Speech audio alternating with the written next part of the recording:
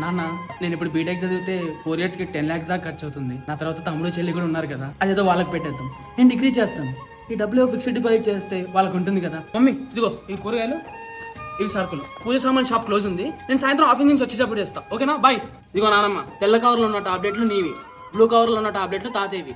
ఏ టైంకి ఏం వేసుకోవాలో అన్ని రాసి పెట్టాను. నువ్వు ఏం చేయని అవసరం లేదు, టైంకి వేసుకో అంతే. నువ్వు ఫారెన్ వెళ్ళవా? ఫారెన్కి నేను ఎందుకు అంకుల్? అయినా నేను ఫారెన్కి వెళ్తే మా వాళ్ళని ఎవరు చూసుకుంటారో చెప్పండి. మా తమ్ముడికి మా చెల్లికి బాగా ఇంట్రెస్ట్, వాళ్ళని పంపిస్తాను. అంకుల్ మీ కార్ అద్దం వల్ల కొట్టింది మా తమ్ముడే అంకుల్. వాడి మీద నేను సారీ చెప్తాను అంకుల్. మీరు కార్ గీసి ఇవ్వండి, నేను వెళ్ళి చేయించుకొని వచ్చేస్తాను. అంకుల్ చిట్టింగ్కి ఎన్ని మంత్స్ ఉన్నాయి? ఇంకా 20 months. 20 months? ఓకే అంకుల్, ఎవరుంటే నాకే ఫోన్ చేయండి, మా డాడీకి ఏం చేయకండి, నేనే మీకు క్లియర్ చేసేస్తాను. ఓకేనా? నాన్న కొత్త వాచ్ కొన్నా, వెళ్ళి ఇచ్చేసి. అదేదో నువ్వే ఇవ్వచ్చు కదా. అమ్మో నా వాళ్ళు కాదు, నువ్వు వెళ్ళి ఇచ్చేసి. ఫస్ట్ శాలరీ పడ్డదరా, అమ్మ నాన్నకి బట్టలు, తమ్ముడికి వాచు, చెల్లికి ఫోను. తమ్ముడికి వాచ్ ఫోన్ ఈఎంఐలో మేనేజ్ చేసేయచ్చు. ఓకే రా, సెట్. అరే మనం సాయంత్రం పార్టీ చేసుకుందాం, మర్చిపోకు, వచ్చేసి. అరే మరి నీకు అమ్మాయి అంటే ఇష్టం కదా, ప్రపోజ్ చేయొచ్చు కదా. ఇష్టమేరా, కానీ నాకు ఇప్పుడు వచ్చే శాలరీకి కట్టే ఈఎంఐలకి అస్సలు వర్కౌట్ అవ్వదు. మళ్ళీ చెల్లి పెళ్ళి కూడా చేయాలి. మధ్యలో ఈ లవ్ గివ్వు అబ్బో మన వల్ల కాదు. లైట్ తీసుకున్నావు.